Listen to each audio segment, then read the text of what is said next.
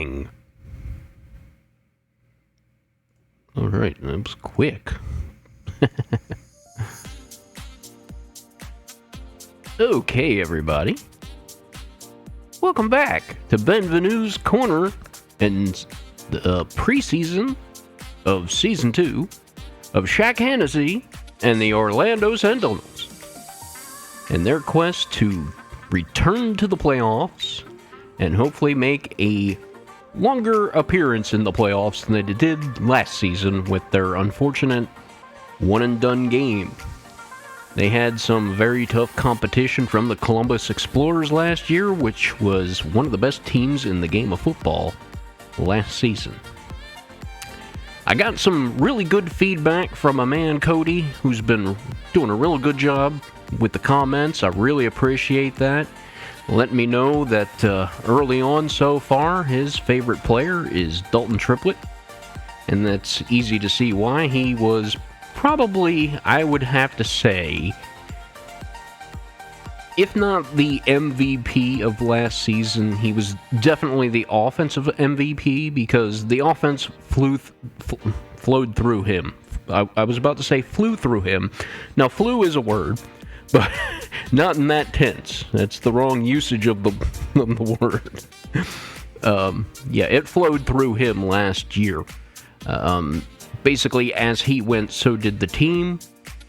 But Coach Hennessy's trying to balance this out. He doesn't want to, be completely one-dimensional with the offense. So he's tweaked things up. He wants Kiefer Byrne, the third-year quarterback, to show why he was a first-round draft pick and taken so highly. He's got to be the engine for this offense. Now, Dalton Triplett can still be a very big piece of that, and I think that's going to continue. So, it was week 3 last season, or I keep doing that. That's a mistake I do. Last week, it was week 3 of the preseason, which in Madden 20 is still when they do the roster cuts. They haven't quite caught up to the NFL in this case because in the NFL you have 90 players and you don't cut them anymore until I believe it's week 4 now. Anyway, there wasn't a whole lot of really surprising moves. I had to cut some depth players simply because they could not go on my practice squad. I made a little bit of mistake. I should have checked to make sure they were practice squad eligible when I signed them. I did not. And I had to cut a couple of, 50 overalls that I just happened to have start development. No big deal. But we did make one roster move after the episode ended. Once I didn't want to take the time on the video to just pour over the free agent market and go hem and haw over players and like, do I really want this guy? Don't I want this guy? So just taking a look at things. We did make one roster move. There is one position on this team that I think still needed some help, especially after last game. Zaire Witherspoon in the 3-4 played a very pivotal role as the slot corner. He played more of a strong safety run support corner in that sense. But in the 4-3, I need more coverage ability, and unfortunately, he's not great at that. He can be at times, but his acceleration and his agility aren't tremendous. They're not bad, but 88 and 86 with 93 speed is not bad. But I just thought, after looking at the free agent market, there was somebody we could bring in that could at least compete for the spot, and that's going to be longtime veteran cornerback Virgil Hyde, who is a Superstar X, I believe. He's not going to have too many of those X Factor ratings still. He'll have a Superstar X. I don't think he'll have any of his Superstar abilities because he's down to a 75 overall. But you'll see why I got him. Obviously, the speed, 91, acceleration, 92. The agility, I would like that to be better, but overall, I just think, 86 play recognition, zone coverage is pretty good. Man coverage could use a little bit of help, but he's going to be mainly playing slot, so He's going to be doing a little bit of hybrid of everything, and he's got 71 press. I just thought the veteran presence, we'll bring him in, see what he's got left in the tank, but even as late as last year, we're going to go look at his stats real quick. You can see he had a big sophomore season with 5 interceptions, has had an interception pretty much every season, except for 2030, where he didn't have any, and 2032. But, season before last, 4 interceptions, last season, 3 interceptions. He's got a lot of deflections. I think he's the right guy, the right time. If we bring him in, he's going to play a lot this game just because we need to see how he holds up in coverage. If he can't hack it and he's not any better than Witherspoon, he's not going to cost us anything to cut him. Now, unfortunately, I did have to make a roster move to fit him on the roster. It's a temporary thing. You're going to see that my number 6 wide receiver, Aaron Posey, is now on the practice squad. We're just going to stash him there for now. He was a pretty much role player. He barely got any playing time with the emergence of Tyson Kerr as a return man. I don't really need Posey as a return man. I have other options there as well. Posey's hands are not terrific, and I just have guys that are better than he is right now. He might be replaced if I can find something decent on the free agent market after the preseason's over. But my plan is get through this game, because what I'm going to do at quarterback is the starters aren't going to see the field. It's going to be, I need to see what Kerry Kaplan can do when he's got the first stringers out there on offense with him. And then I want to see long-term play from Brock Truman. He's the quarterback we kept between him and Harry Armstrong. Harry Armstrong just had an abysmal game. And doesn't have the arm strength. His throwing power was only about 84. His accuracies were not quite as good as Truman's. Had more mobility. But I think overall Brock Truman, if I had to go that way, hopefully I never have to this season, but I think he's more aligned. But what I can do is, I'm not going to carry 3 quarterbacks all season. I'll carry Byrne and Kaplan. Truman will go to the practice squad, and then I can bring back Posey or sign another wide receiver if I want to. And then that's if Virgil Hyde makes the roster. So that's the only update there. So with that being said, my plan is to play Kaplan at least for a quarter, maybe 2. Bring Truman in for a half, probably as well. Kerr will start. We'll see a lot more of Niles McKell. I think we've seen enough of Leave Kemp. I think I know what we have with him. Obviously, Tomlinson will be playing. We're going to probably try to keep Perry Wood off the field as much as possible. I want to see how Kaplan can hook up with him, so he might play a quarter, and then we'll see some of the younger guys. I want to see as much as Mark Spellman as possible. We'll probably get the backups in there on the offensive line fairly quickly. But I want to get at least one quarter with Kaplan with the number 1. So that's what we're going to do. I want to avoid injuries. I don't want to get anybody hurt. Again, I told you upgrades I want to try to do at the end of the preseason. So we're going to be taking on the Seattle Seahawks today in Seattle. So we're going all the way across the country in their home territory. Looks like they're having a tough go of it at 0-3 on the preseason, but we're only 1-2, and really, what does the record mean? The starters aren't playing, you're not really playing your full offense.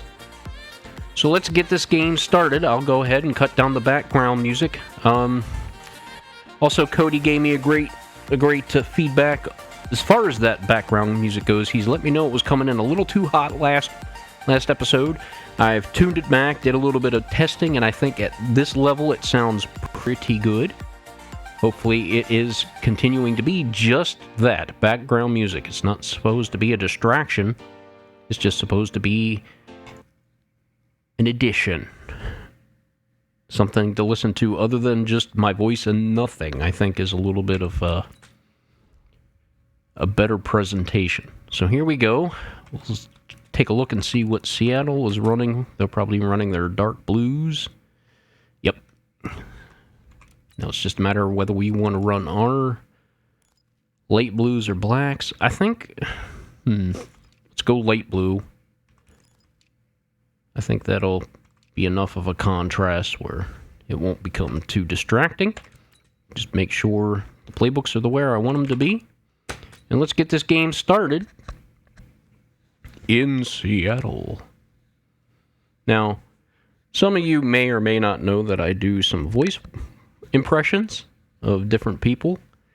And there used to be a very famous movie voiceover man that did basically all the intros to every single movie ever.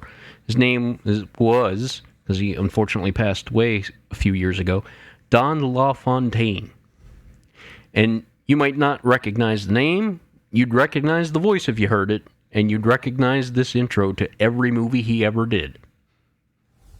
In a world where the Orlando Sentinels go to Seattle, Washington to play the Seattle Seahawks, Coach Shaq Hennessy, is he going to fulfill his dream of becoming a world champion head football coach? In a world. So there's my Don LaFontaine.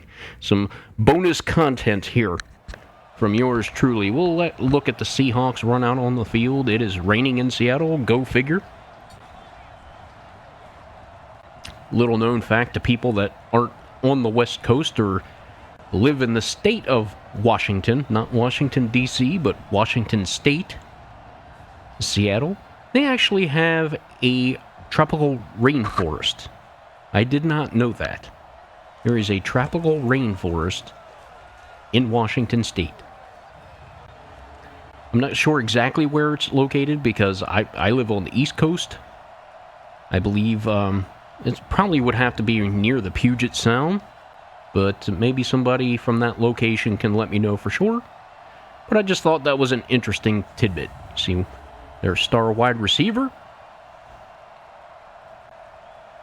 That's a loud shirt that assistant coach was wearing. You see Kaplan on sidelines trying to get his troops fired up. Let's get this game underway. Slow sim. Watch mode. That's how we do it.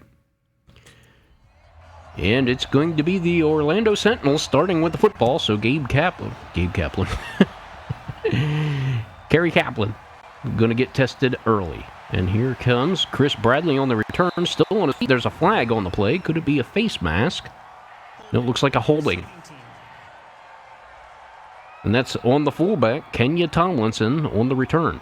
So that's going to back them up 10 yards. They're going to start from their own 19 instead of their own 29, unfortunately. Kaplan back to pass. Scrambles around, finds man, high points the ball. That is still fighting for it on the ground, but it is a reception for Donnell White. Single back. Kaplan back to pass again. Here comes the rush. He gets rid of it quickly and hits Bradley in the back of the leg. So I believe the pressure forced that issue. Shotgun, 3rd and 4. Back to pass. Scans the field, has time, and that is hauled in. Looks like Donnell White again. He's found his favorite target. So the man keeps producing for you. Keep going to the hot hand, as they say. Just a nice in route. Show your numbers to the quarterback. Perfect delivery on time. Making it look easy early. Looks like they're running predominantly out of the shotgun. Back to pass again is Kaplan. Steps up to avoid the rush, and there's lots of traffic. Can't get away. That is Sander with the sack, number 91. So the pocket just collapses around him. Not enough time. He tried to get away from the rush, but as I said, the pocket just collapsed around him from every direction. Really nowhere to go. Kaplan doesn't have the swiftest of feet.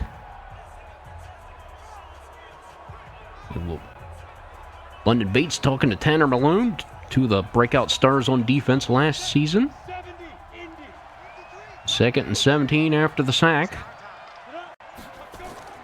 And there's the first carry of the game. That's Tyson Kerr going up the middle for just 3 yards. 3rd and 13.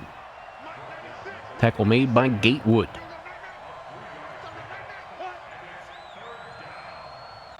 And back goes in motion out of the backfield.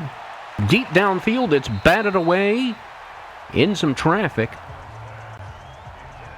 So Kaplan started off looking pretty good and then got a little shaky after the sack. Yeah, he looks like he was going for Spellman, and number 25 was right there.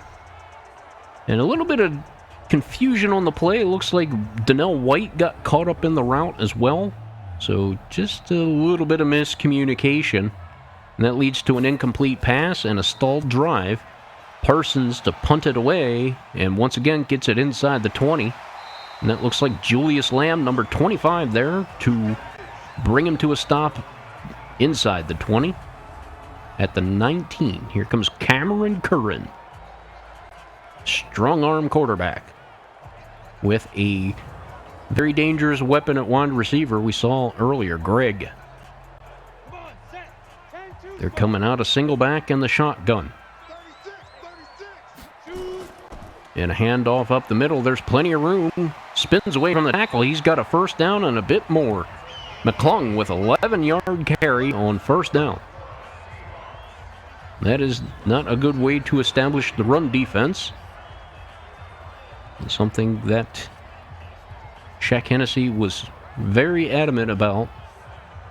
He was not happy that his team got run on so much last season, despite having one of the best, if not the best, passing defense last year.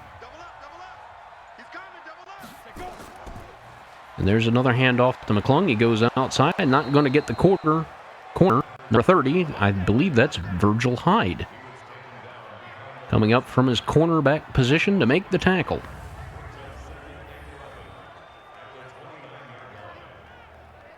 Just read the run well. Came off the edge. Makes a secure tackle. A little bit of help there from Houston Madsen, number 93. The tackle for a loss. And there's some early movement. Looks like it might be encroachment, and it is. I believe that was Madsen, number 93. So the defense taketh away, and then they giveth back. That's not the way the saying usually goes. It's usually giveth and taketh. So 2nd and 6 now.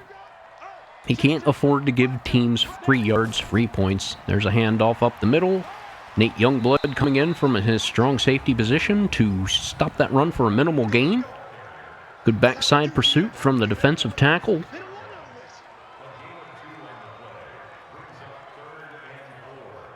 See, number 90, that's Steve Cleveland, who we've been calling his name quite a bit. He's making his presence felt on this defense. What a nice pickup. Back to pass. There comes the rush. He's got his man for first down. That's in front of Virgil Hyde. So his first test in coverage, which is what he's brought in for, and it doesn't quite go his way. He was right there. Had good coverage. Just a nice route. Yeah, very, very good cut on the route. I used to play football quite some time ago. Back to pass. Here comes a rush over the middle, and that's batted away. Looks like Virgil Hyde. They were trying to go after the veteran, and he comes away with a deflection on that play. Para, Childers, Dugan, McDaniels, and Maxwell. Greg, Terry, McClung, Starks, and Jameson for the Seattle Seahawks offense. I was about to say, I played football quite a long time ago in high school. Back to pass, and that is incomplete. And I remember the double session practices in summer. There's Malone, Hunt, Bates, and Madsen make up the front four. Blanton, Bates, and Stewart, the linebacking crew. Kershaw, Youngblood, Blades, and the rookie, keep wanting to call him Myrick. It's Wyrick with the W. Back to pass again. Has a man out of the backfield. That is a first down. That looks like maybe the tight end, number 87. Starks. Tackle made by Zaire Witherspoon. And I remember this summer double session practices and the wide receiver coach. And he just went off on us. It was like, why am I seeing all these bananas out on the field? And everybody's looking at each other like, bananas? What the heck is he talking about? And he was talking about rounding off our routes. There's another pass. Oh, right over Virgil Hyde. Nice catch made by number 81. Hughes.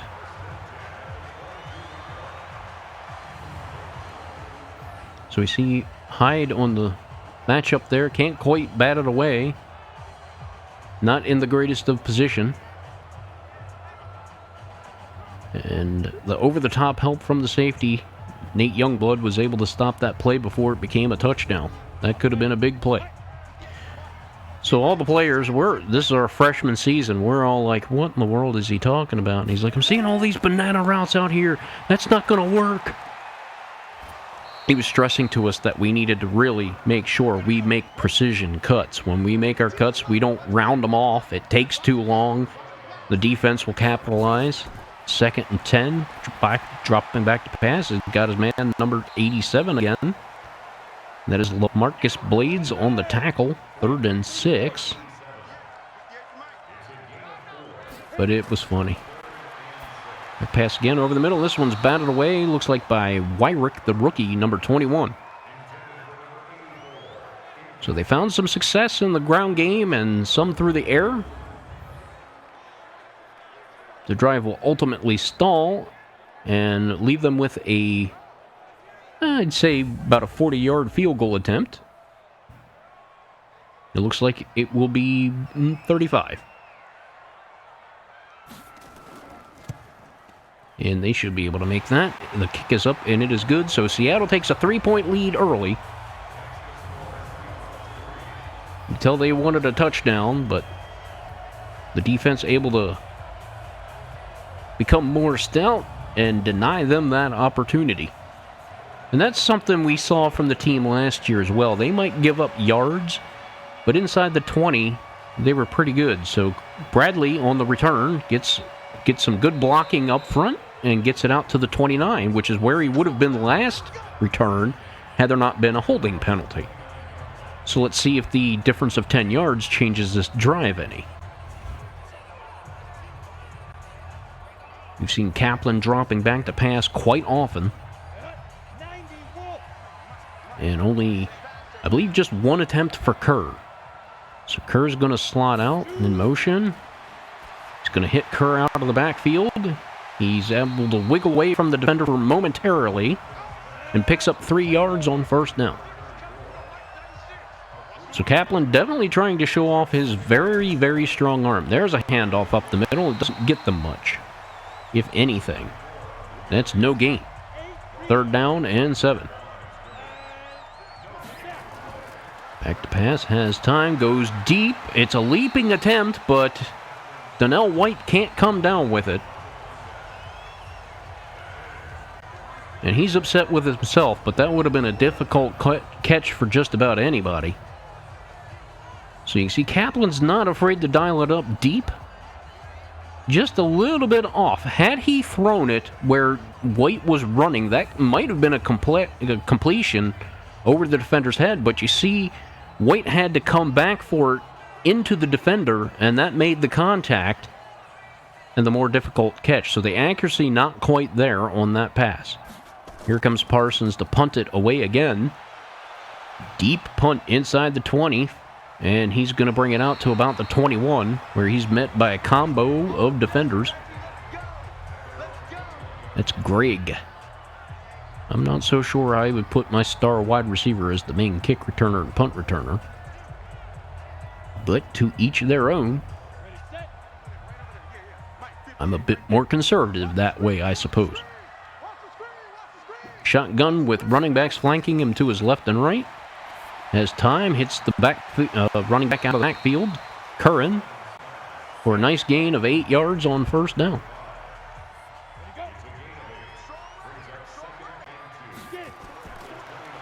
Here comes the rush, gets it away. Bounces off the tackle of Wyrick initially, but able to make the tackle, but not before the first down catch by Jamison.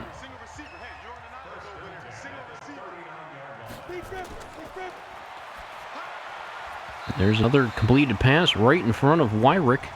He was on him like Velcro, but it didn't matter. Just a great route again, and precision passing from this quarterback.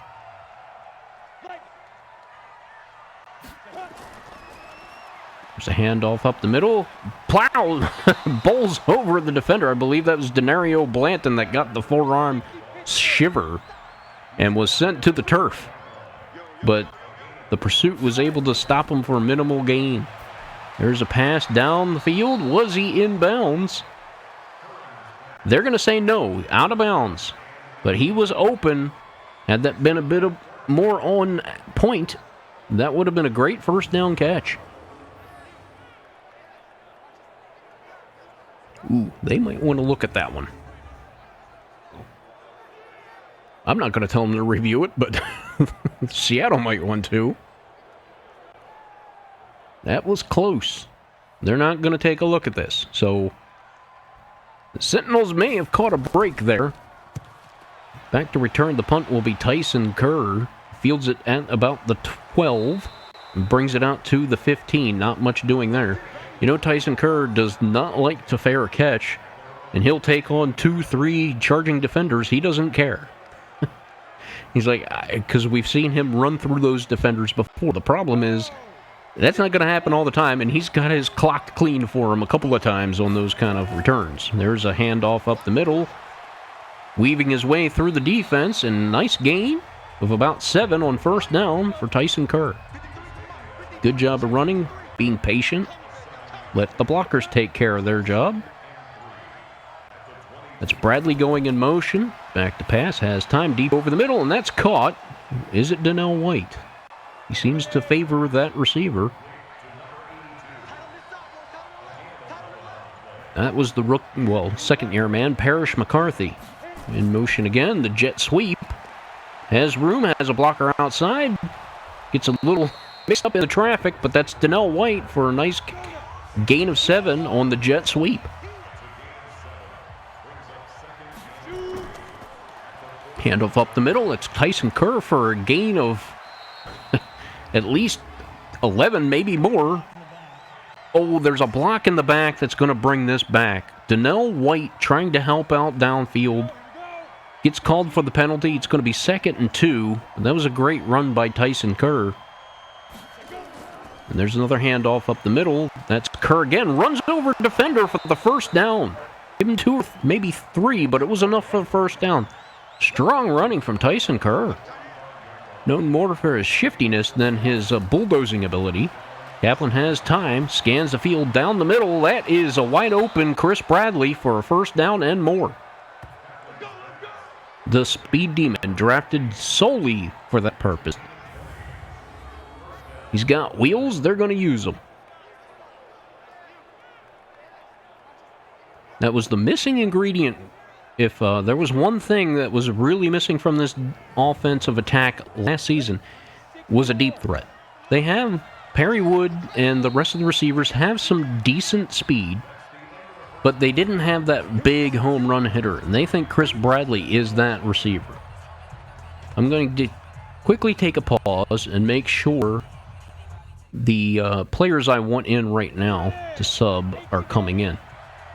I think I'm going to give Kaplan the half. And there's a handoff up the middle to McKell, who's got a little bit of room.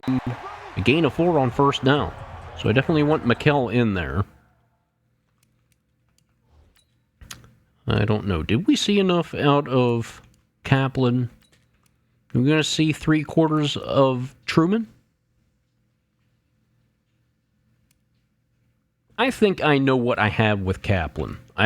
He's steady. He's going to get this offense. He's not going to be as good as probably Kiefer Byrne, but I think I saw enough out of him to have McKell And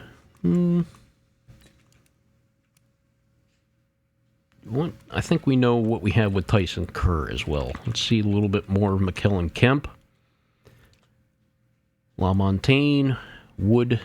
Yeah, I don't want Wood out there if I can help it.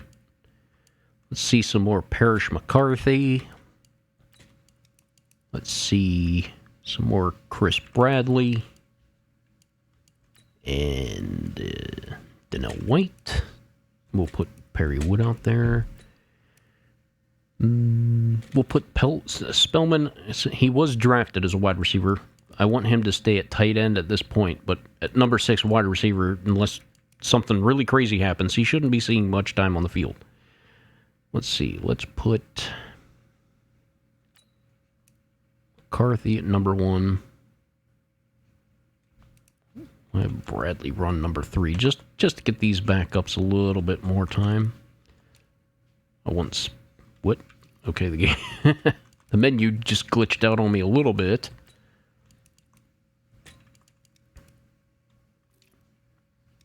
Yeah, let's have Hicks. Here come the backup offensive linemen. Bear with me, I know this is kind of boring, but I need to make sure, just in case somebody gets hurt, that the right backup is there.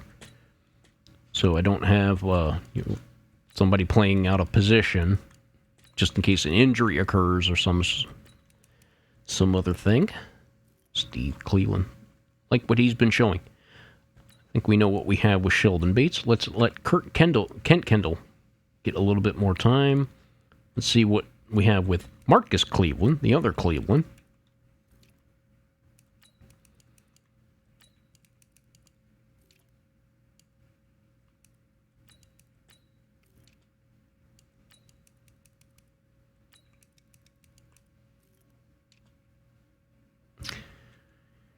Can Virgil Hyde be a perimeter man? This ought to be interesting. Having Hyde and Witherspoon playing the 1 and 2. I think I'll take a look at that and see how that looks. I definitely want Wyrick out there, though, getting snaps. Maybe we'll put him in the slot. Lennox Steven.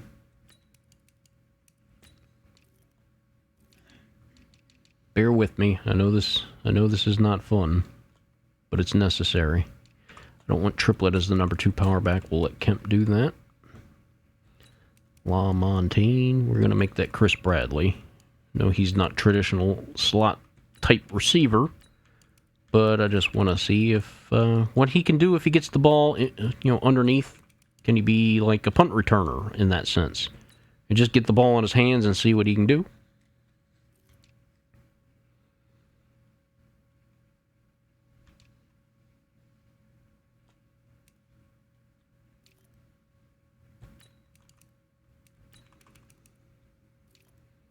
All right. We're going to turn the ball over to the practice squad quarterback and the backups and see what happens. Just trying to prevent injuries and see what we have in depth. We see some early movement, but not enough for a flag. The fake jet sweep. McKell goes off left side. Picks up a minimal gain. 3rd and 6. Tackle made by Jeffries. Back to pass is Truman. He throws deep, and he's got Parrish McCarthy underneath. Nice clear out route. They sent Bradley deep as the decoy.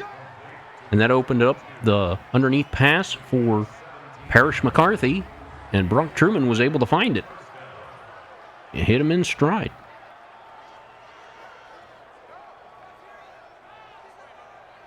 Nice play by the rookie. You just never know. Could there be 2 injuries at quarterback? You hope to heck not. It's Lee Kemp on the handoff. He's got room off left side. Runs over defender, but brought down by the backside pursuit of number 57. So gain of 7. Look like Casey in on the tackle. Back to pass. Over the middle. That is a first down. Number 80. and that is Ricky LaMontagne. There's a flag on. Got some encroachment. So at the goal line, they're going to get it to the half-yard line on that penalty. So first down, a half a yard to go.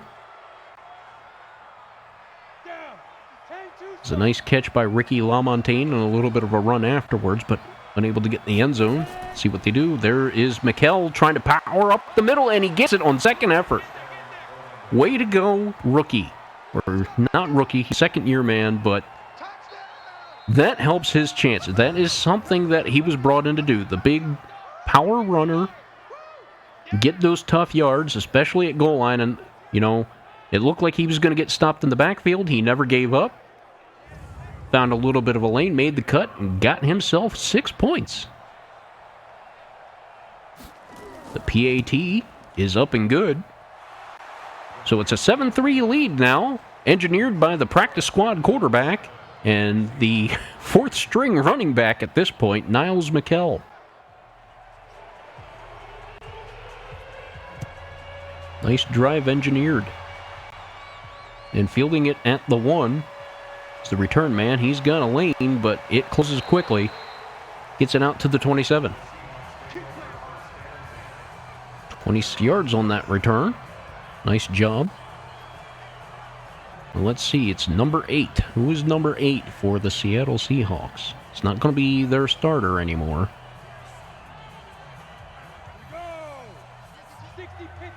I didn't see the number on the jersey, but we'll find out soon enough. Shotgun formation with backs flanking him to the left and right. Handoff up the middle. Has got a little bit of room, but it closes. That's Big Sheldon Bates. No relation to London Bates, by the way, if anybody was wondering. Gain of 5 on first down. There's a handoff to the wide receiver on an end around. Cheeks doesn't get anywhere. Tackle made by Jason McKnight, the backup left outside linebacker. Back to pass. Here comes a bit of a rush deep over the middle, and he's open. Number 84 gets the reception. That is Webb to Harper.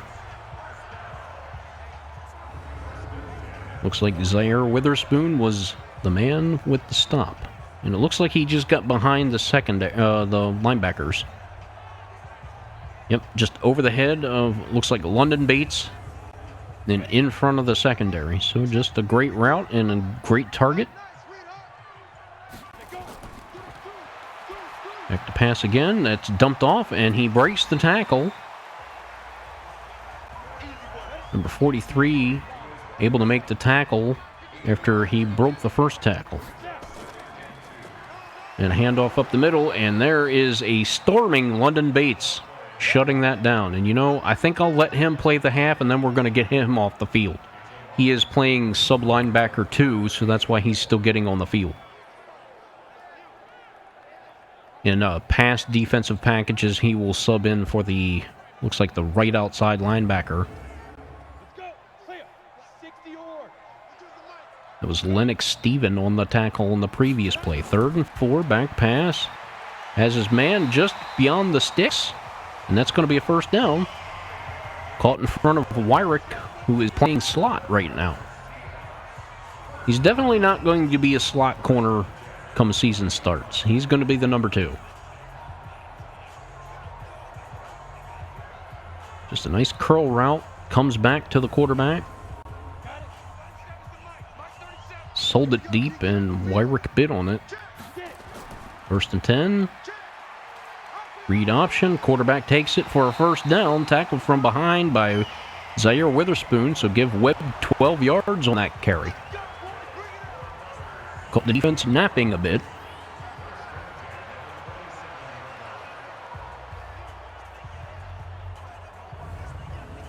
Good job to secure the football.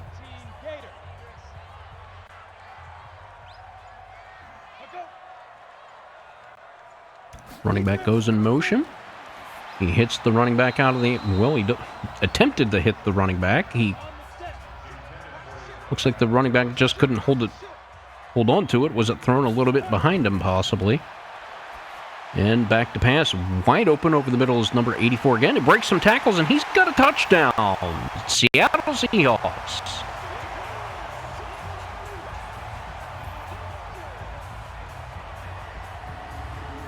The middle of the field seems to be, there was nobody within 10 yards of him. What's going on with the defense? And then just sloppy arm tackling. You can't do that. Lennox Steven whiffs. Looks like number 57, he had a problem on the tackle too.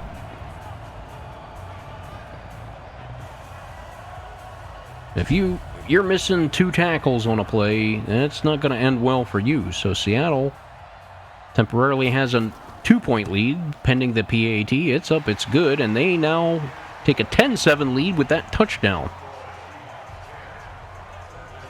And we've seen the second unit get taken advantage of before in preseason, so this is nothing new and probably a point of concern for Shaq Hennessy to see his second unit struggling this way. You can't leave this middle of the field that wide open.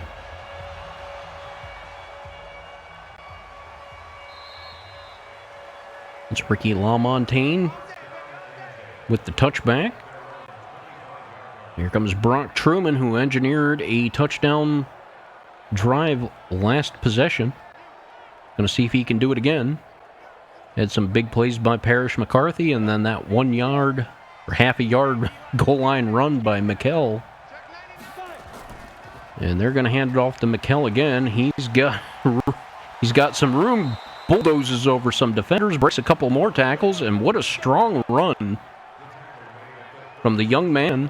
Undrafted last year, just picked up because they had speed on this team. They had the lightning. They didn't have the thunder. They thought last year McKell could deliver some, but didn't really get much of an opportunity to do so.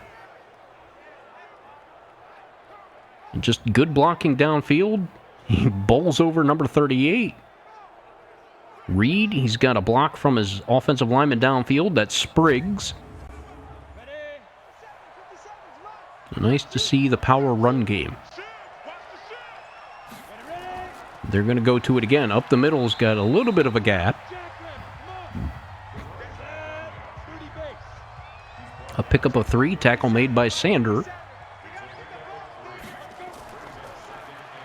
There's another handoff off the left side. Had a hole initially, but number 3 able to come up and make stop after a gain of maybe just 2. A tackle made by Cooks. 3rd and 5. Truman back to pass. That looks like Spellman, the tight end, and he's going to be short of the first down.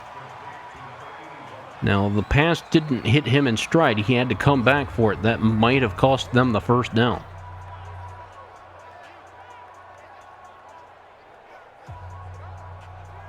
You see, that little one extra step back changed the momentum, and then he had to turn to go back upfield, and that took too much time. So that drive stalls out. Parsons will be back to punt it again. Fielded at the 9 and met initially by 2 defenders, but he gets by them. The 41 for a nice gain on the return despite the circumstances. And the rain continues to fall in Seattle. Chocolate rain. Well, thankfully it's not chocolate rain. It's just regular rain. Here comes the rush. Gets away, and there to make the stop is Wyrick, the rookie. Batted away. 2nd and 10.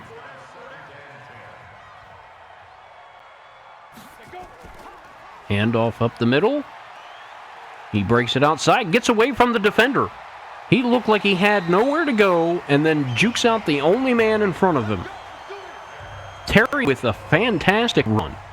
Made the defender look absolutely foolish.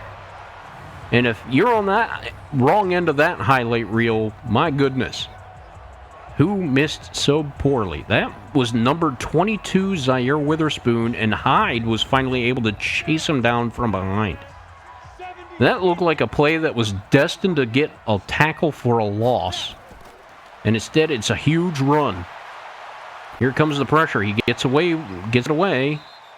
And a minimal gain for the running back out of the backfield. That's something we've noticed. The pass rush really hasn't gotten to the quarterback. And there's some movement early. It's going to be encroachment on the defense. So give them 5 yards. And a 2nd and 6 becomes 2nd and 1. Tanner Malone. Why is he on the field? Still 2nd down. All right, so at the end of the half, I'm going to have to double check. Check in. He's like, what? You didn't see the offensive lineman move? Come on, I was an offensive lineman. He moved early. But the official's not buying that. Handoff off right side. He's got the corner and more. Plenty of room. Breaks a tackle. Goes out of bounds to stop the clock. This running back, Gaston, just making the day difficult for these backup defenders. Who did he get by this time? That is, looks like Lennox Steven. Said, nope. See ya.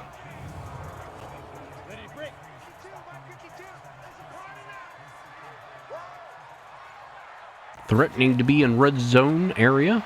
Here comes a pass rush. It doesn't get home. Another pass out of the backfield, and boy, defenders are just going down like bowling pins. Wrap up, secure, and bring them down. Stop going for the home run hit. It's not working. 2nd and 6 now from the 21. There's another handoff off right side. He doesn't get the corner this time. Nate Youngblood able to come up and shut it down before he turns into another big gain. 3rd and 5 inside the red zone. The 19. And there's a short pass. Can he get away? No. London Bates able to shut that down to stop the drive from turning into something more than a field goal attempt. Maybe. Will they go for it? No, they're not. They're comfortable with a 6-point lead if the field goal's good, which it is. They take a 13-7 lead now as the 2nd quarter is coming to an end. Can Brock Truman and the Sentinels offense bring the game closer? A field goal would make it a 3-point game. They could take a lead with a touchdown. That's Ricky LaMontagne with the return. Gets it out to the 29. We're seeing that number come up several times in the return game.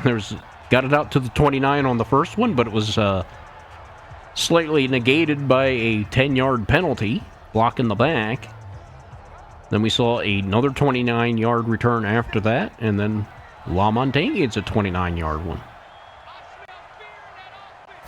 Brock Truman drops back to pass, has his man Spellman out in the flat. And minimal gain. Pick up of 4 yards. Passing again over the middle, hits his offensive lineman in the back of the shoulder. I can't say that's probably how they drew that one up, and the guard was probably not the intended receiver. Back to pass again. Ooh, throws it into the hands of the defender. He's lucky to get away with that one. Brock Truman having a little bit of trouble with the football. Yeah, that one looked like it slipped right out. He was going to Spellman, and that ball just slipped right out of his hand because it went nowhere near his target. That brings out Spencer Parson and the special teams unit.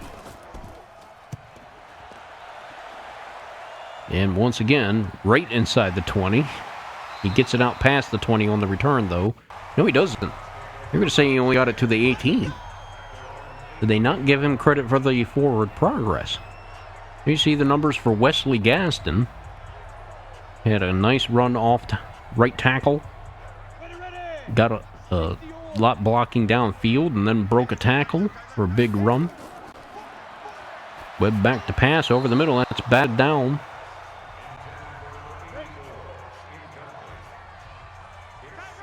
Incomplete pass, 2nd and 10. Back to pass again, has time. Throws it downfield for about 87. Give him 6 yards to Terry. 3rd and 4. Running back goes in motion. He dumps it off to the running back in the flat, but that is sniffed out as soon as it was caught. And that's not going to get them a first down. 43 seconds left in the half. The Sentinels had taken a timeout to make one last-ditch effort to get some points on the board. That's LaMontagne on the punt. And he's not going to get much, if anything, maybe a yard or two.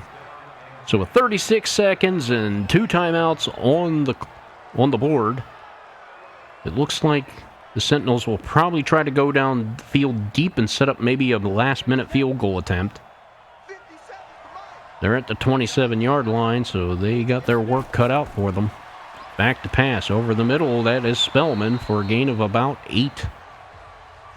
They take their second timeout, give them a gain of 7. Back to pass again. Has his man over the middle. Trying to read the number. That's hard to do when they go no huddle, because that gets in the way. Man out of the backfield is Mikel, who breaks the initial tackle, but it's not going to get a whole lot after that. They call timeout, and they're just going to do a Hail Mary.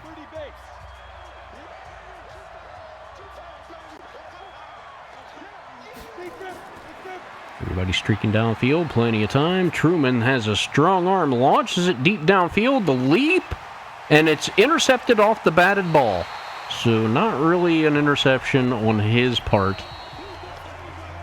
That could have gone, that was a 50-50 ball. Could have gone either way if they would have had another receiver down there instead of a defender. We're looking at 7 points, well, 6 points. So close ball game.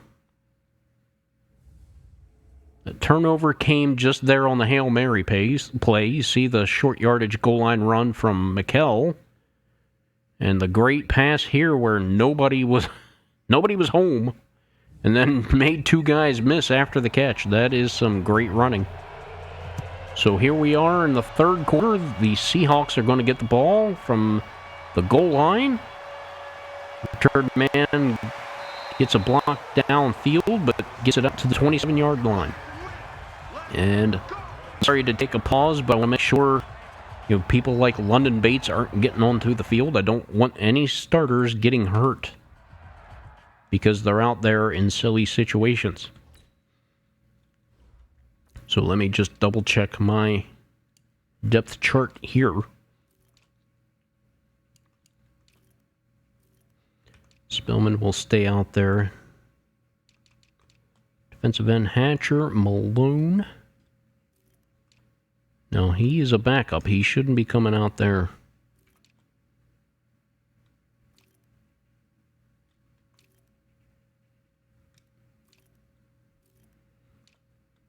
So the only thing I can think of, he must be on the pass rushing team for some... he's a backup pass rusher too, so... I'm not sure.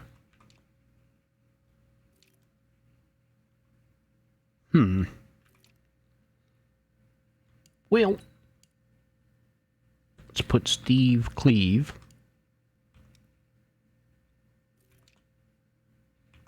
as the backup rusher. That should solve that problem.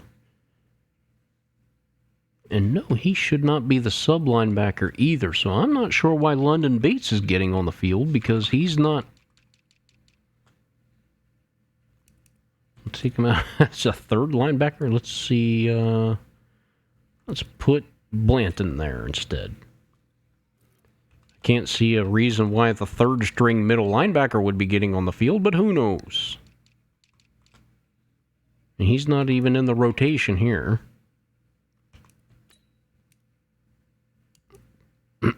Excuse me. Let's put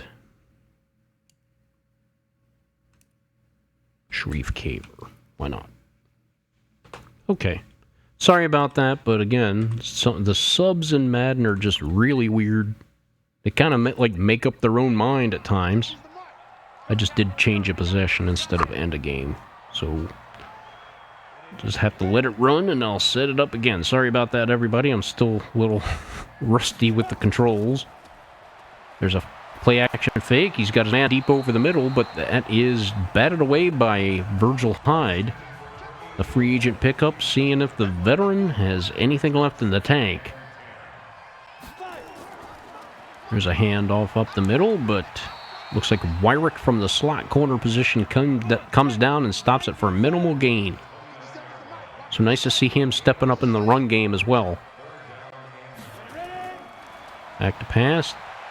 Has time, hits his man out of the backfield, and he's going to spin his way for a first down. Nice job by the running back out of the backfield. Got to the sticks. Met some opposition and managed to use good body control. You're going to see it again on the replay. He's got contact there and just uses their momentum against them. Looks like Jason McKnight, number 57, wasn't able to make the tackle. And that's going to extend the drive. Back to pass again. Has time, and that is batted away. Is that Virgil Hyde? So 1-on-1 matchup. Virgil Hyde comes out on top. Single back, handoff, and that one is stopped in the backfield for a big loss. Terry goes nowhere.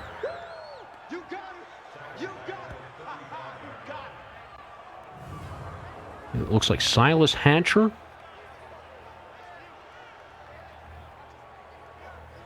Just one of the players. There's Sharif Caver, veteran pickup middle linebacker.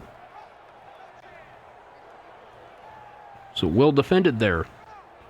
The backup defense starting to show some signs of promise here. 3rd and 14 though. Can they get him off the field?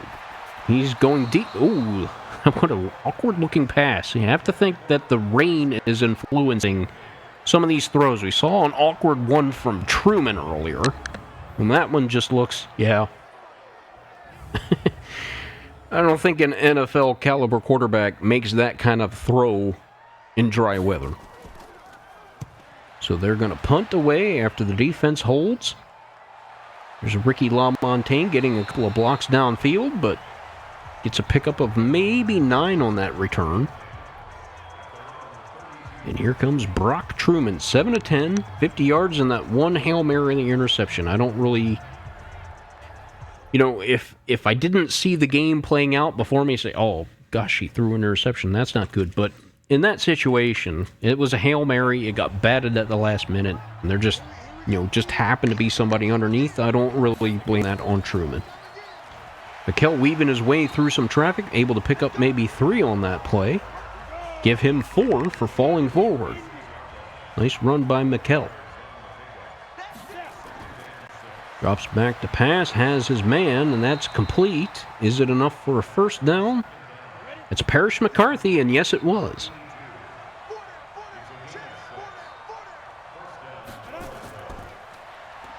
Mikel with the hand up, meets some contact, drives his legs to keep going and gets an extra yard or 2 out of it. Give him 6 yards on that carry.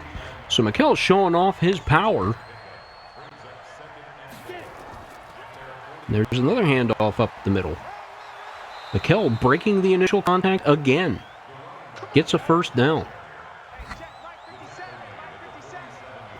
Tackle made by Casey. Single back to pass. Scans the field, has time, it's running out, gets away. It's the ball away, he had to throw it away or he was going to get sacked and couldn't make the pass under the pressure. Mikel runs off right side. He had some blocking, but it broke down. Looks like number 68 couldn't hold the edge. Not much there, if anything, maybe a yard. 3rd and 9. And ball issues again. Where's the equipment manager? What's going on? Why can't we hold on to the football? And again, I have to think that was influenced by the weather because there was nobody. There wasn't defenders. There wasn't an offensive player. There wasn't anybody anywhere near that football. And that one takes a bounce into the end zone for a touchback. Couldn't quite check that one up. Parsons is a master of that. Probably went to the school of Sam Cook, a punter for the Ravens who is well known for his angular punting, and he will angle his legs certain ways to make the ball bounce in rather specific ways to down the ball and get it, coffin corner punts. And that is a pass over the middle, spins away from the tackle, but the second wave was right there to make him only pick up 2 yards. Nice pursuit from the linebacker. Time to pass, and he's going to that target again. It's like a tight end. Number 85 makes the catch for a minimal gain of 3 yards. Sobieski. And he's going deep, and he's got the man open in front of Wyrick. It's Cheeks for a first down.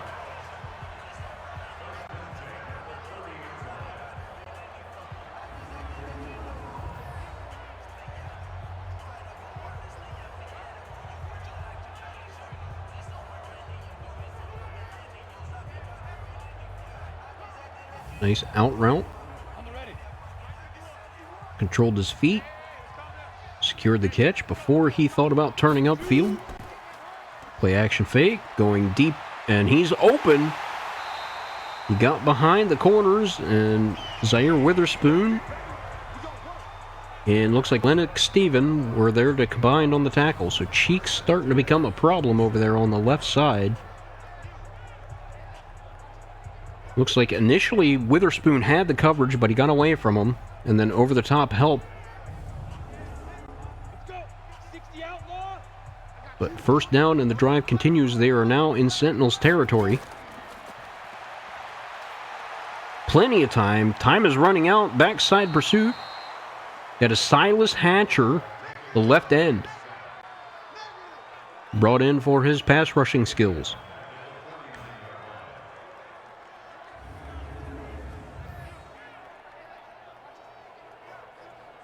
Give that credit to the secondary on that.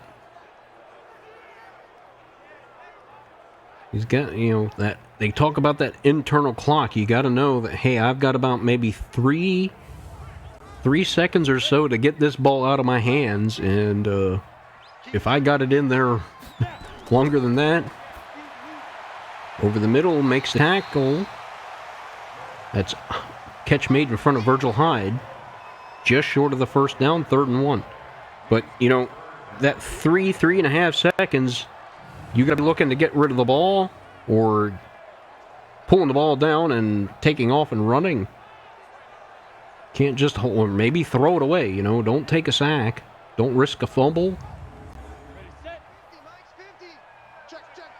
3rd and 1. Can the defense make a stand? Man in motion is number 85, Sobieski, the tight end. And they're going to run it up the middle, breaks it outside, off left side, and gets the first down and more. Give them a gain of about 5 yards. Tackle made by Stringer, and it looks like also Sheldon Bates was in on that tackle. It's kind of easy to tell when Sheldon Bates is in on a play because he is a mountain of a man. At 353 pounds, you don't quite mistake him for anybody else. He takes up quite a bit of real estate. Back to pass, and time again, checks it down to the running back, and met immediately by Silas Hatcher for a loss of 2. So Gaston unable to get anything going. Silas Hatcher, the pass rusher, in coverage. Able to sniff that one out. You saw him react. Looked like he might have been in a zone and looking ready to run with another man, but then saw the play, read the quarterback's eyes, changed his mind, and went to the target. And there is number 85? Or is that 86? Irwin. So it must have been 86. Gain of 4. Here comes the rush right up the middle. Strong safety blitz by Stringer. Unable to pick it up, and he has an easy sack. You got a beeline right to the quarterback. He didn't see it coming until it was too late.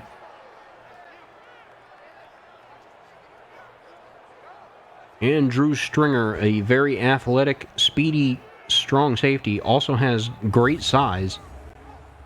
And they didn't necessarily look for a safety with the starter Nate Youngblood pretty much hanging on to the starting job without question. And that ball does not check up, goes into the end zone for a touchback. So they weren't looking for a safety, but that kind of talent fell to them. And they just couldn't deny it. That size-speed combination. You see what Mikkel has done on the game. 10 carries, 37 yards. Again, that average a little bit stunted by that half-yard touchdown run. Just over 3 minutes to go in the third. Checks it down to Spellman. And that'll be a gain of maybe a yard. Yep, give him a yard. Power I formation. Tomlinson leading the way. Fakes the handoff. Here comes the rush. Truman saw it coming, but it was far too late. I'm laughing because I imagine his eyes getting big saucers as he sees Oliver coming right at him. Like he's got his back to the rusher there. The backside blocking did not hold up, and then all of a sudden he's like, oh my God! So give credit to Seattle for the sack. Yeah, that's the drawback to the play-action pass. You got to have your blockers hold up. And if they don't, your quarterback is exposed, especially on that blindside play. That could cost a turnover, and this close to the end zone. And once again, a very inaccurate pass from Truman. Doesn't go... I mean, there was somebody in the neighborhood of that one, but the pass didn't look like it was intended for that player. You see where the pass goes. You see just out of the corner of your screen there, it looked like Bradley might have been the intended receiver. So maybe chalk that one up to miscommunication between the receiver on the route they were running and the quarterback. Good special teams play by number 23, Diamond McCoy, to stop that return in its tracks. Here comes Spencer Webb, who's been looking good, 17 to 23, number 32 yards in that touchdown. That wide open receiver over the middle, and then he broke 2 tackles. Just really poor defense from the second unit. Stumbles out of the backfield, past the line of scrimmage, maybe a gain of 1 or 2. Give him 2 yards on the carry. Near the 50-yard line, midfield. There's the delayed handoff, and number 59, that looks like Jordan. That's right, Bernard Jordan, veteran linebacker, brought in to give depth and perhaps push Sean Stewart for the starting position. That right outside linebacker spot is up for grabs. Stewart did a good job as a run defender, not much of a pass rusher, and Jordan might have the edge in that department. Deep over the middle and unable to connect with anyone. That'll bring up 4th now. With 30 seconds remaining in the third quarter. Still a close ball game. You can see where he was trying to go with that, but there was 2 defenders there, and he probably wisely threw it too far anyway. I don't see his receiver coming away with that if it was on target. LaMontagne feels it near the 10, and he's not going to go very far, as the special teams coverage was very good.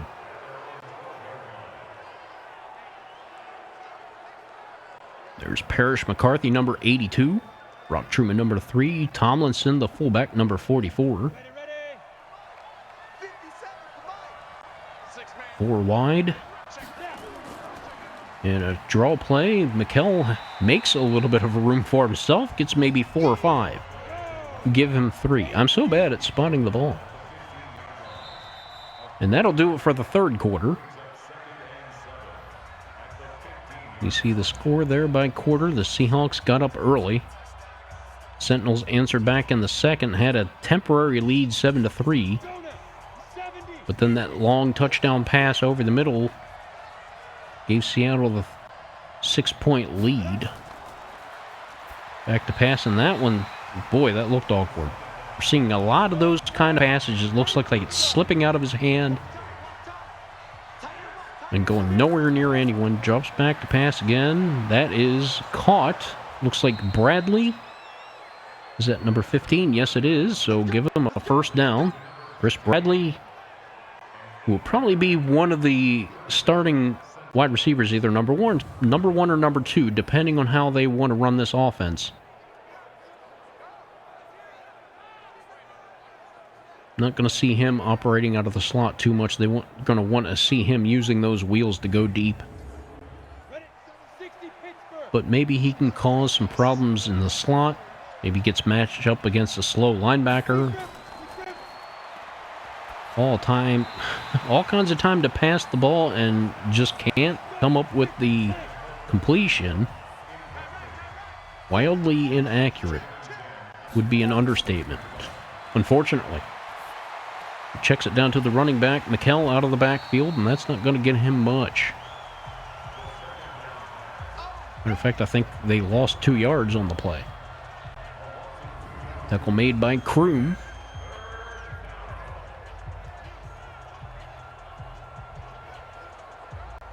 Give credit to the defender. Read the pass.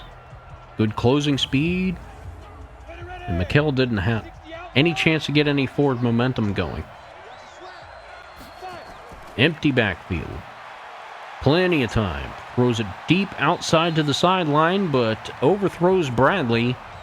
I don't think he would have been able to catch that inbounds anyway. Let's see how off the mark it was. And yeah, that was out of bounds. Even if Bradley would have been in position to catch it, it would have been out of bounds anyway. Parsons with the punt. It's fielded at about the 30 and returned out to the 40. So returned to 10 yards, number 41, Terry. And that's going to give the Seahawks some very good starting position. Spencer Webb has had a pretty good game.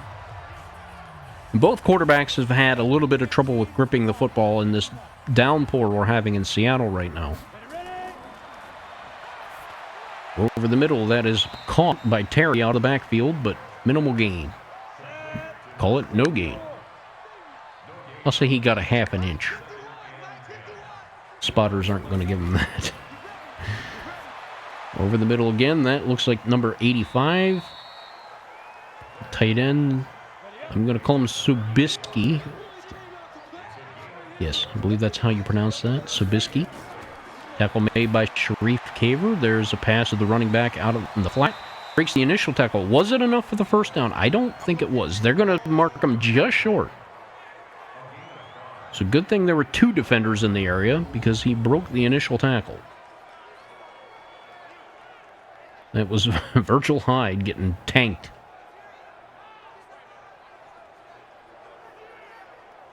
You see how big number 41 is, Terry. Just lowered his shoulder and was able to get the leverage. They punt it away. Tries to angle it out of bounds, and it goes into the end zone. Not quite what he's looking for. Didn't bounce quite the way he was looking for. It looked like it had a chance to be a great coffin corner punt. But instead of starting at about maybe their own 3, they get it out at the 20. Can Brock Truman get the grip on the football and engineer a drive down the field again? We haven't seen it yet. And that one, it's hard to tell what's going on. He's not that inaccurate. Plenty of time, deep downfield, and Bradley was open. If he could have hit him, that could have been a home run. But the ball just was not on target. He's got time. Over the middle. That's finally a reception by Ricky LaMontagne. Deep over the middle. First down. There we go. Maybe that gets the consistency going, the chemistry. It's like, come on now. When he's got time and he sets his feet, he can put the ball on the money just like he did right there. He hit LaMontagne right in stride. But we've seen some grossly inaccurate passes, and I have to think that's partially due to the rain. at least. And he throws it right to the linebacker. Oh my goodness. Does he have a pick six? One man to beat, and he's going to do it. Interception for a touchdown. Cunningham found himself a birthday present. He didn't have to really adjust for it. Truman threw it right to him. Looks like he was going for the crossing route underneath to Bradley and just missed it. Obviously.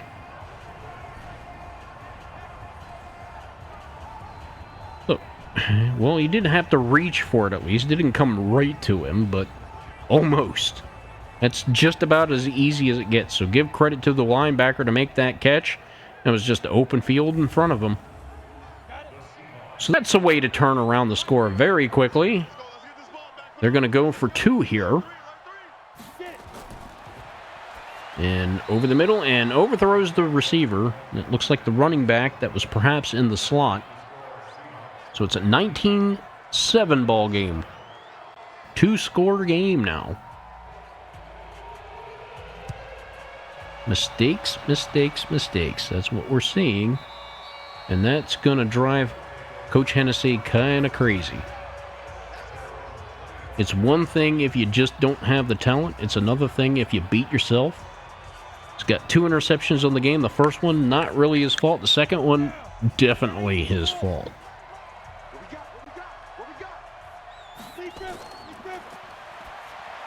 And there's a slant over the middle. Looks like Donnell White making a reception and getting the first down. Nice route, nice catch. Back to pass, has plenty of time, finally gets it away. That is Mark Spellman deep downfield making the catch. And we've seen him in the short passing game, but he does have the ability to get deep. He is a mismatch for linebackers. He does, you know, he was a college wide receiver tight end at 6'6". Might not have the best speed, but for a tight end, he is definitely fast. And he gets a chance to show it off there on a 26, 27-yard reception. Big time play. And he goes to Spellman again, who initially holds on to it, but gets popped after the catch and drops it. Nice hit by Reid. Shot to the ribs. There's McKell in motion in the backfield. He gives it to McKell. Turns upfield, but nothing doing. The defender stayed right with him. Nice play. We've seen Crew make a couple of good plays on those short yardage passes, just coming up, playing it like a run play, and making a secure tackle. So he is making some heads turn. Make the plays you should make. And he's checking that box. 3rd and 11. They hand it off up the middle. I'm not sure why. That is to Lee Kemp, and he doesn't get much of anything. Are they going 4-down territory here? What are they doing? From this field position, you do a draw play on 3rd and long.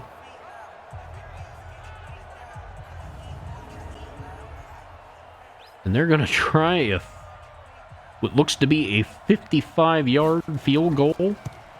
The kick is up. It has the distance and no good. Wes McGuire, let's see where this missed. It looks like he had the distance. I don't think it was short. No, wide left. And Jack Hennessy. We saw that all year long last season. And it is rearing its ugly head again this season. Wes McGuire and the 50-plus yard field goal, it just is not a marriage.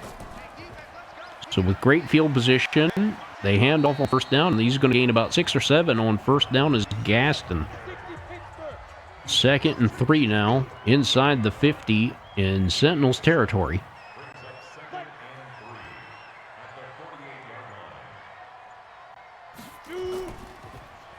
Delayed handoff doesn't fool the linebacker. That is James McKnight in to make the stop in the backfield for 3rd and 5 now. Good play.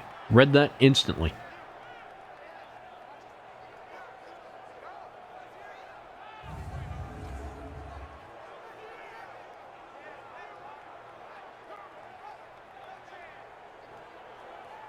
Cunningham over there on the pick six.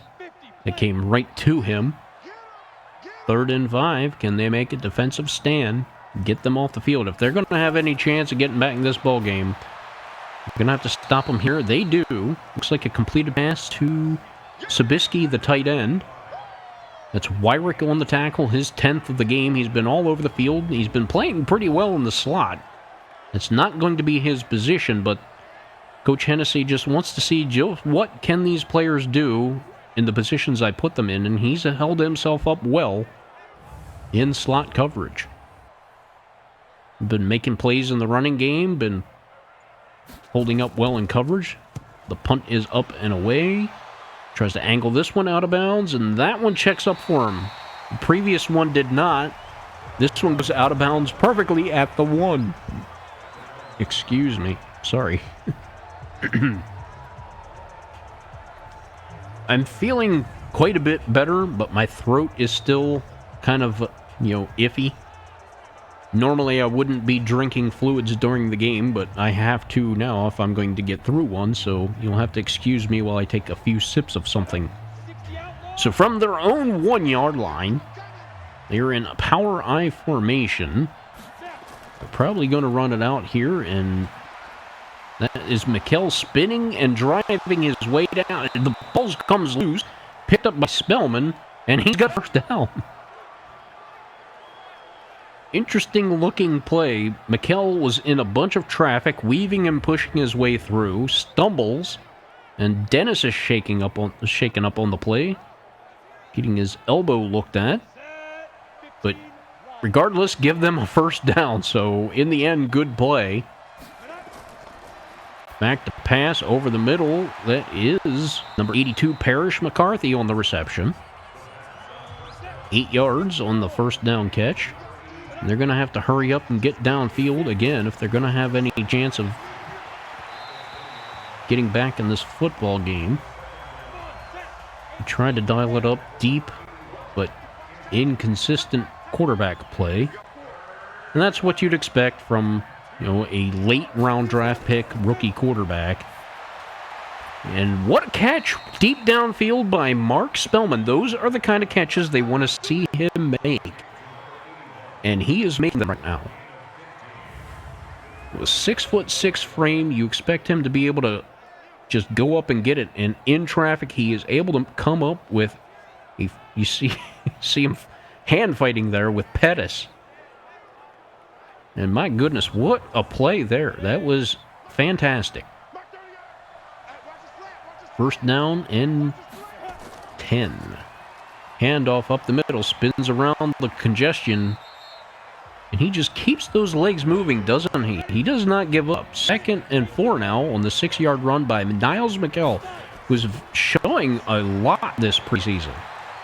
Time runs out, and he's brought down by number 98, Hooks. Coverage sack. 3rd and 11. Goes deep and overthrows. Looks like Ricky LaMontagne on the outside. Is this 4-down territory, or are you just going to punt the ball and get the preseason over with? So right idea, just terrible execution. They're going to go for it on 4th and 11. Okay, come on, Truman. What can you do? Has time. Fires it deep downfield. A leaping catch attempt. Looks like he was going for Bradley deep, which is who you'd expect. Number 57, Cunningham, was there in cover. A linebacker? No, that was number 20. There was no way 57 stayed with Chris Bradley. Yeah, that was 20 and 26 converging. And he just threw it a little too high and a little too far.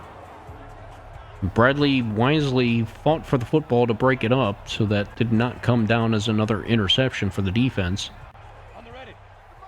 And with 3 1/4 to go, Seahawks will take over at the 34. There's a run outside. He's got room. Got a little bit of a block outside from his receiver. And he'll pick up 6 yards. Nicely done. 2nd and 4 from the 28. Letting the clock wind down.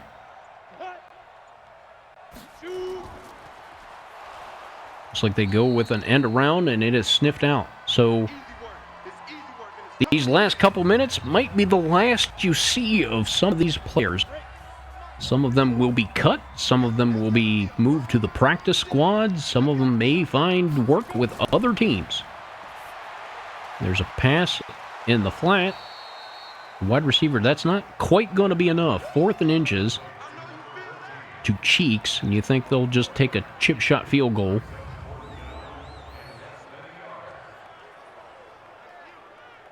Nice closing speed demonstrated by Wyrick to stop him just short of those chains.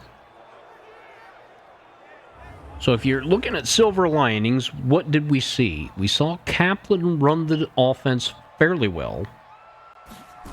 We saw Tyson Kerr run well. There's the field goal. It's up and good, and it's 22-7.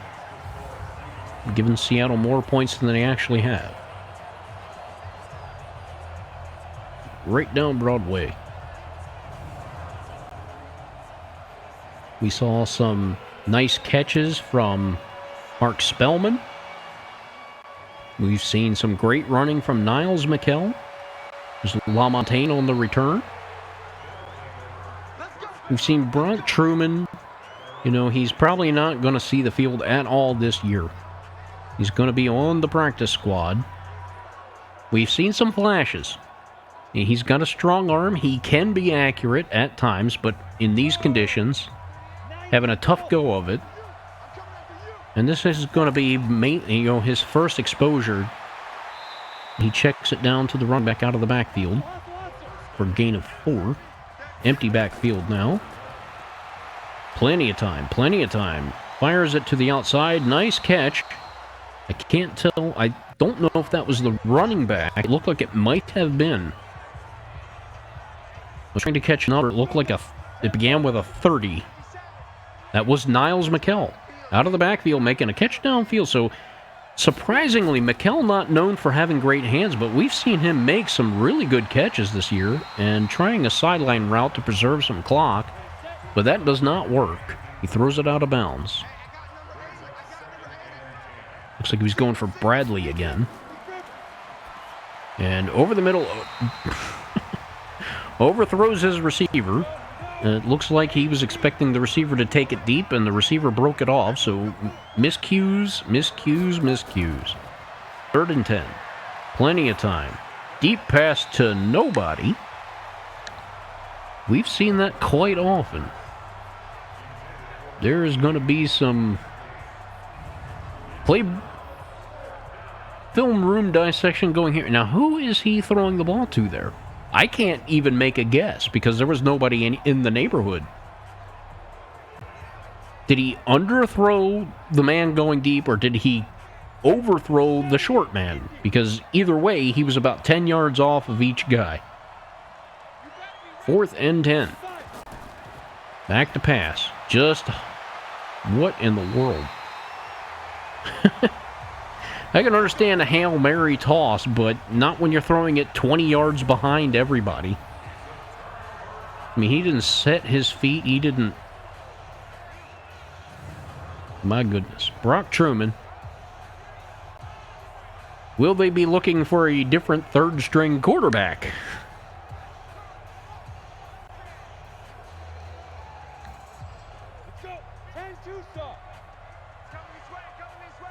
So with under 2 minutes to go, Seattle has the football at the 45. There's a handoff with Terry. He sheds a tackle, and he's gone. He is gone.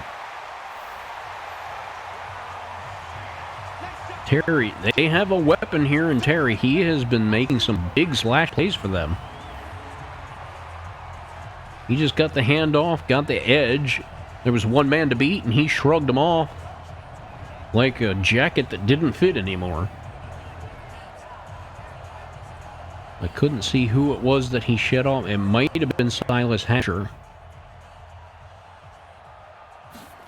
And here comes the PAT. It is up and good. It is now 29-7 after that long touchdown run. One play, 40-plus yards, and a touchdown. That is not what any defense wants to see, regardless of the situation. But the good news is that's not the first-string defense out there. Fielded by LaMontagne in the end zone. He's going to down it for a touchback, and there is a minute 7 seconds left of the preseason. And for the most part, a preseason to forget. But, you know, other than the win-loss record, how do you measure the success of a preseason? And that's something that Coach Shaq Hennessy will address in the post-preseason address. And there is a pass out of the backfield. Looked like to McKell, and he couldn't haul it in. So there we see the inconsistent hands. And there is a pass outside to perhaps looks like Parrish McCarthy. And indeed it was. 3rd and 4. Over the middle, that is Mark Spellman for a deep catch downfield again. So we're seeing the connection to Spellman going downfield from the tight end position. And that is grossly inaccurate again. Truman is just all over the place.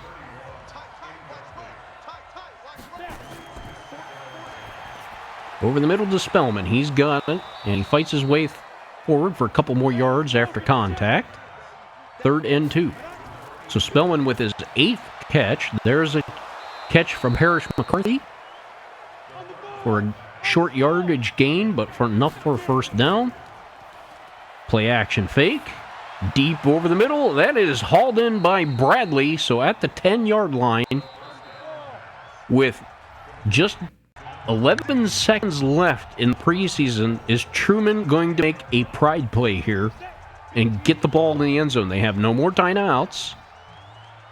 End zone or bust. Let's go, Truman. Get it in there. Floats one to the back of the end zone. Oh, and I think he overthrew it just too much. Just a bit. That was close. It was a nice try, but just a little too much on the pass. He checks it down underneath. That's not going to get it done, and that is it for the preseason. The Orlando Sentinels lose big, 7-29. But again, you know, what were you looking to get out of the preseason? Do you care if you go 4-0? Because records in the preseason really don't matter. Craig Cunningham, who got the pick 6, gets Player of the Game award. Well earned. We'll take a quick look at the stats after the little highlight show here. Maybe we'll get a little bit of music running.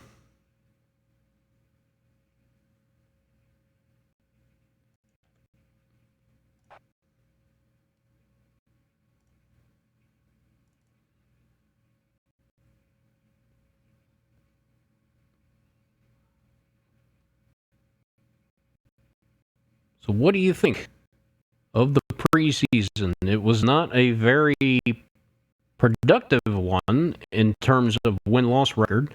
There's definitely some ugly parts of it.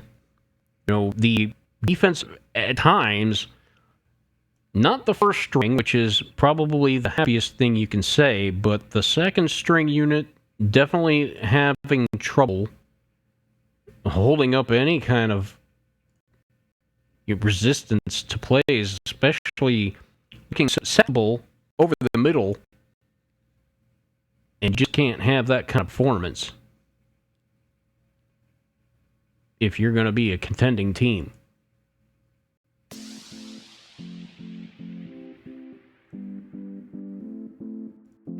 So let's go ahead, bear with me as I was trying to get a soundtrack and not wanting to give it to me.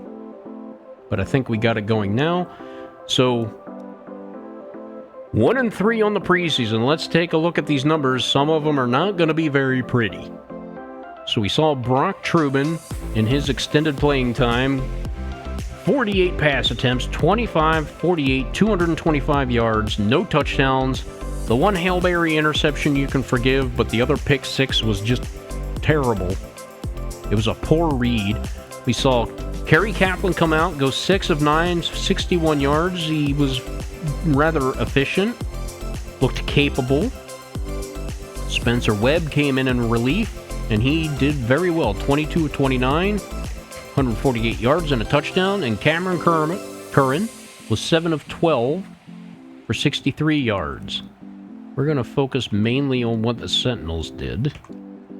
Rushing, I think Niles McKell showed himself well. 13 carries, 55 yards, ran strong the whole game. Really showed that on that patient touchdown run that was just a half a yard out. It was initially stopped. He was behind a wall of his own blockers, but he kept those legs churning, found a hole, and got it in the end zone. That one fumble was kind of questionable. There was a lot of contact, a lot of traffic, and had they not recovered it and gotten a first down out of it, they may have reviewed it. But as it stands, Tyson Kerr, very limited action, 4 of 14. We saw Lee Kemp briefly, 2 of 6. On the receiving end, it was a big game for Mark Spellman. There were quite a few checkdowns, but then we saw him later in the game just being used downfield and making some great leaping catches. McKell out of the backfield. Boy, he was 7 receptions for 27 yards. I don't remember them going to him that much, but there were a lot of checkdowns. Parrish McCarthy hauled in 6 passes for 54 yards, so very solid production there. Same for Donnell White, 4 of 40. Chris Bradley, 3 of 57, making some nice catches. Ricky LaMontagne, 2 for 25, and Tyson Kerr, 1 for 3. What is nice to see is not a ton of drops. That one drop that Spellman had, he was popped by 2 different players, and, I don't really blame him for that. As far as the offensive line goes, you see Matthew Hardy, the starter at left guard, letting up a sack. Backup center Milton Katz let up 1. And backup right tackle Shaquem Wagner let up 1. On the defense, we saw Marquis Wyrick all over the field, making 13 tackles, a lot of that coming from the slot. Jason McKnight with 8 tackles, Witherspoon with 6, Caver with 5, Steven Stringer, Virgil Hyde, Nate Youngblood with 5 tackles for loss. McKnight with 3, Hatcher with 2, Stringer with 2, Bernard Jordan, Caver, London Bates, Houston Madsen, Virgil Hyde, all with 1. Sacks, there were 2. Silas Hatcher and Andrew Stringer on that safety blitz. Interceptions, none. There were some deflections, however, I'm sure. Yeah, we had 3 from Wyrick, 3 from Virgil Hyde, 1 from Jason McKnight. There were no fumbles, no blocks, and no touchdowns. Kicking-wise, Wes McGuire was 0 for 1 from 50-plus yards. It was a 55-yard attempt. He had the distance, but not the accuracy. So the more things change, the more they stay the same. Spencer Parsons was busier than you would hope, but had 3 punts inside the 20, so continuing his success from last season. In the return game, Bradley 1 for 28, LaMontagne 2 for 55, roughly both for 28-yard average. In the punting game, LaMontagne 3 for 11, and Kerr 1 for 1. So there you have it. The preseason ends. There's some decisions to make. I think, just from my own eyes, Virgil Hyde showed enough to make this roster. They're going to have a roster spot free up because they're not going to keep 3 quarterbacks on the roster. Most teams don't anymore. We'll go with some upgrades. There's quite a few of them. We have one from Aaron Kershaw, and we'll keep him scheme fit. We'll go with the slot on this one. If I make him man-to-man, there's a chance that we'll take him. He'll still be a scheme fit because you got a fudge point of 3 points there, but we'll go slot. Takes him to an 87 overall. Wow. 1 awareness, 1 shedding, 3 recognition, 1 strength. Okay, the block shedding and strength for a cornerback. Okay, plus 1 tackle. I guess because they're thinking he's going to be a physical guy in the slot. Guess that makes sense.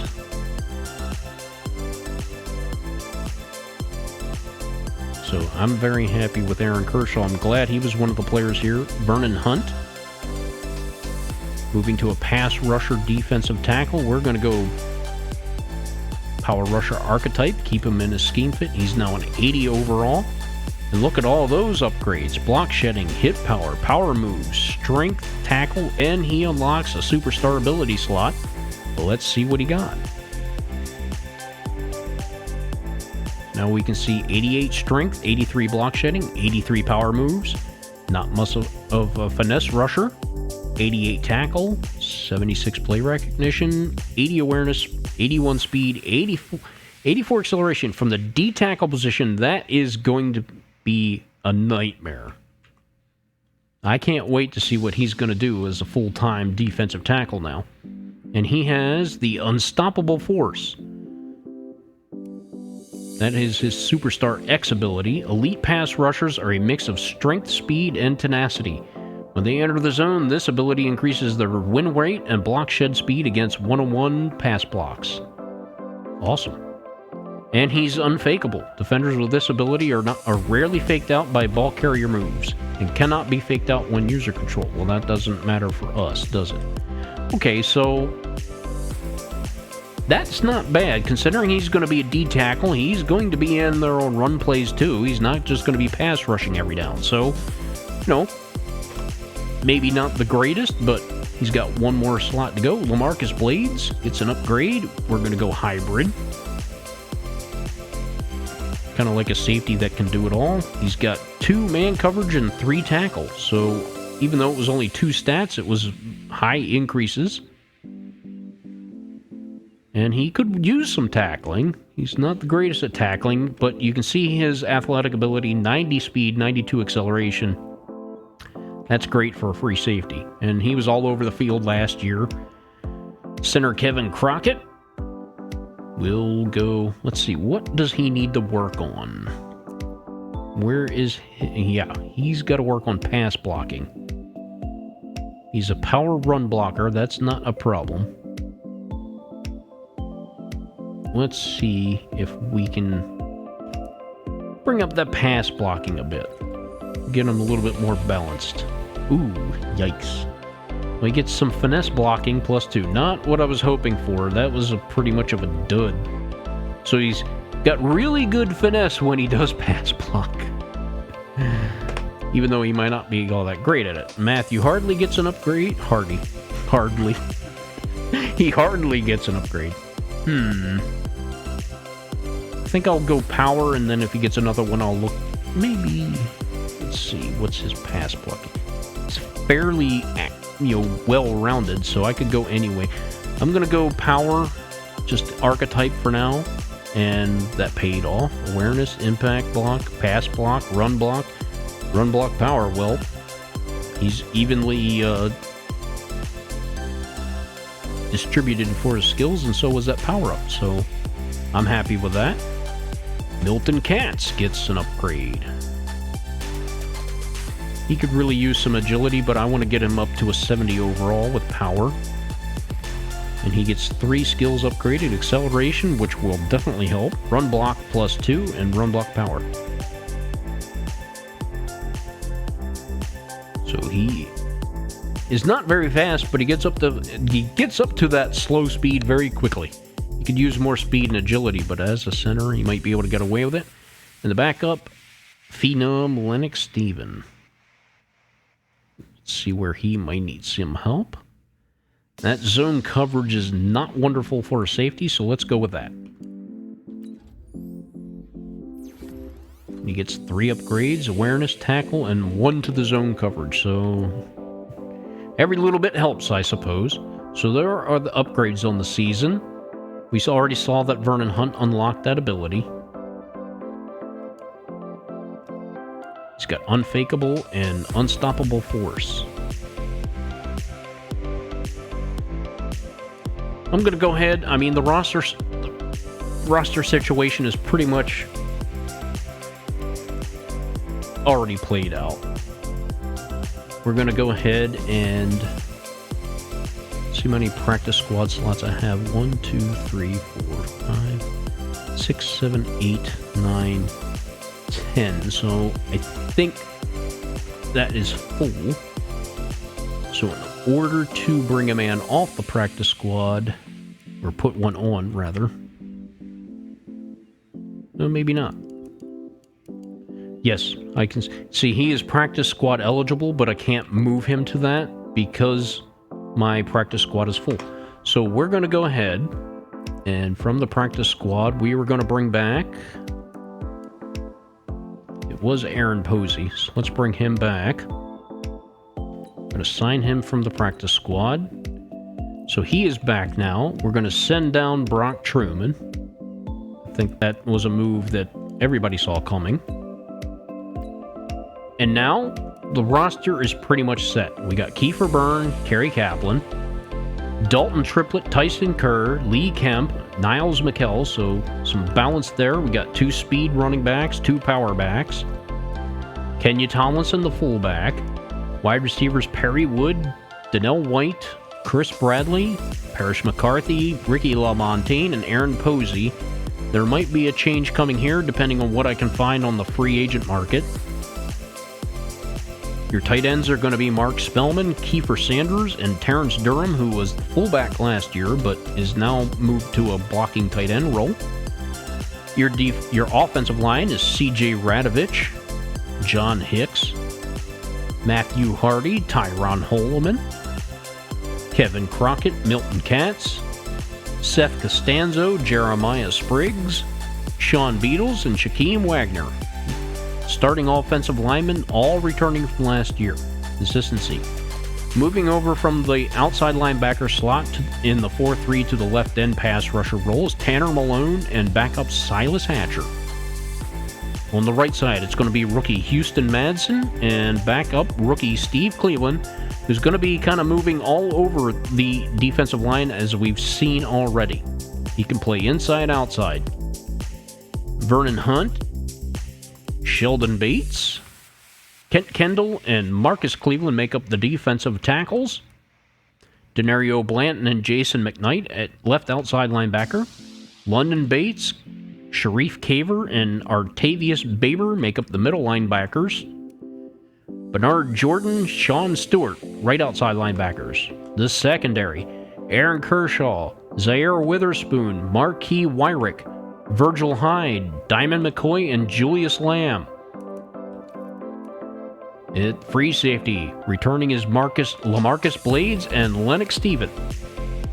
Nate Youngblood and Andrew Stringer. And the special teams unit is going to be Wes McGuire and Spencer Parsons. So there is your roster. You can see our draft picks. We traded the 1 and the 3 overall picks. So I believe it was... I can't remember the name of the team at the time. But we made the trade to get Mark Spellman. So it was the first overall pick. Well, our first pick, our 3rd round pick, and former starting left end that we didn't need anymore because of the scheme change, Tracy Felton, in return for Mark Spellman straight up. That's how much Shaq Hennessy thought of that player, thinking that, he is one of the key pieces to unlock this offense. So, that's going to do it for this episode. I want to thank you all for joining me. Thank you for the comments. Thank you for the follows and the patience as I recover from this illness. It really felt bad that I couldn't get on here and just, my eyes were a mess. My voice was a mess. I felt horrible. There was just no way I could bring any kind of energy or any kind of, good quality to you feeling the way I was. I'm glad I'm feeling better. My voice is still, recovering a bit. It's starting to fade. You could probably pick up on that a little bit. Normally I wouldn't clear my throat like that on a game call, but this is the preseason. And how do you think it went? We're going to hear from Coach Shaq Hennessy himself in a little bit. And we'll have that press conference for you at some time, maybe tomorrow. I'm going to have to see how my schedule goes and how my throat goes. And, but that's my plan. And then after that, we're going to set the depth chart, and we're going to have Season 2 starting. We get to start the season at home against the Brooklyn Bulls. And then in Week 3, we get to go to their stadium in Brooklyn and play them again. So we see them within the first 4 weeks of the season. We're going to see a division rival twice, and then we're not going to see them again until maybe the postseason, if both teams are lucky. So thank you again, everybody. I really appreciate all the support. I'm seeing an uptick in the views, which makes me feel really good. I'm glad that I'm sharing content that people, I hope, are really enjoying.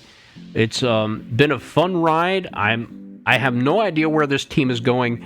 When I took this team over last year at 2-14, I certainly didn't predict even a winning record. I was like, man, maybe we'll win a handful of games. Then the season unfolded. I'm like, this could be a 500 team. And then we went 10-6. So the ceiling's been set pretty high. 10-6 in the playoffs. Anything short of that this season has got to be looked at a failure, especially since, we sold out pretty much the picks from next year to get Mark Spellman in-house. But we'll pick Shaq Hennessy's brain about that trade and figure out why he thought it was worth giving up all that draft talent, potentially, and a starting caliber player for that tight end wide receiver. So you have a great weekend, everybody. We'll see you next time here on Ben's Corner as the Orlando Sentinels go to the regular season in Season 2 of the Orlando Sentinels Relocation and Rebuild franchise. Thank you very much, everybody. Appreciate you.